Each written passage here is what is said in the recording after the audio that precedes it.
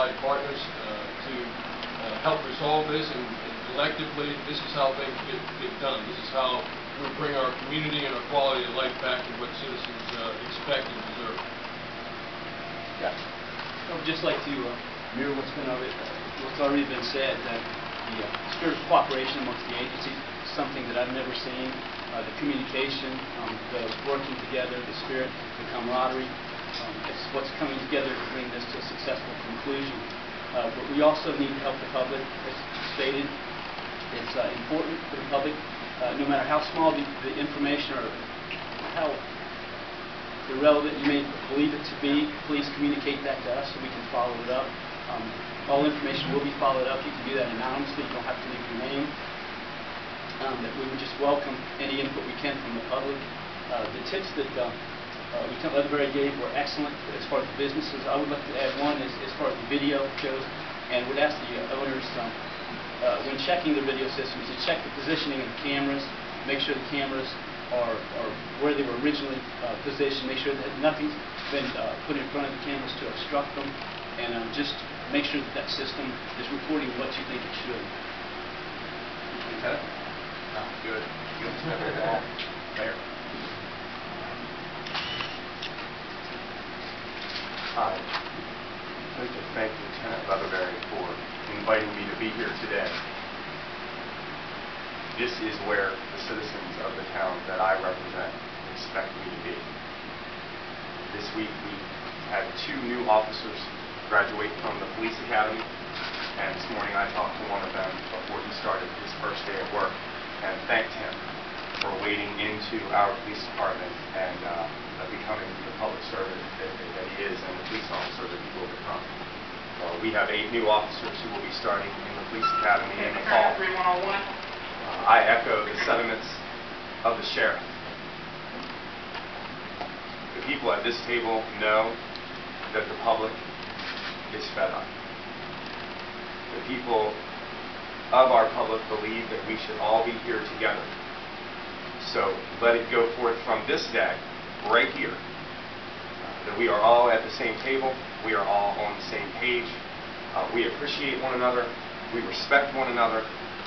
There are jurisdictions, but this is a family effort, and we are all on the same page. So just on behalf of myself, on behalf of the county executive, on behalf of all of the elected officials of Wycomico County and of Salisbury and of our small town, Delmar and Fruitland, it is important that the police officers, every one of you and every one of your agencies know that we are behind you in this effort, and that we will stick behind you, and we will do what we can legislatively and administratively to catch these people and make sure that our crime rates begin to drop. So, Commander, thank you. Sheriff, thank you. All of you, thank you for everything that you do every day.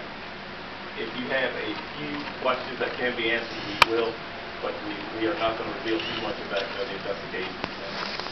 And I don't know if I mentioned already, but as far as the surveillance, have you all been able to review it at all with this Michelle Carter?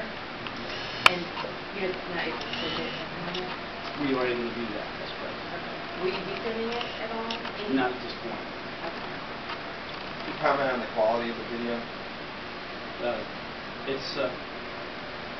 It's definitely usable, and it's higher than a lot that I've seen. Would you say that this video was recorded to make sure that it's not obstructive? Did anyone try to block anything with this, or?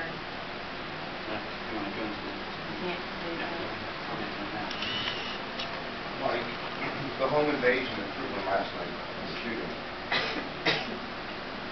2 same descriptions? Could it be the same people?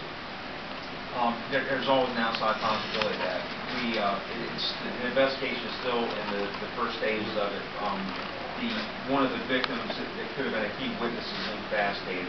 I believe one of the witnesses / victims that was involved in this is incapacitated at the time, under medications. We're not able to get a description. The other witness on the scene, because of the darkness in the room, was not able to get a good description of it. We have found, just in the last half hour, additional witnesses that have provided a little additional information. And we're in the process, just like Salisbury City, of reviewing the different videotapes that we have available to us. It's just a time crime issue. Okay, thank you. Actually, I have a different question. In regards to the robberies, do you think maybe that the Route 13 area, with its proximity close to the bypass, can be a place where it grants easier access to possible, robbers or From where the robberies occurred, every store owner or everywhere is the same. We're not identifying any specific areas where they are, as I said earlier, random. They're happening in lots of different places. Do you have any numbers as far as how many robberies, excuse me, done this month or this past month? Since the first of the year, there have been 8 in the county. 12 in the city. Oh, the city, 8 in county? Right. This is for the first of the year? Yes. It's my understanding too, the Crime Solvers website is new at crimesolverseasternshore.blogspot.com. Is everybody aware of that?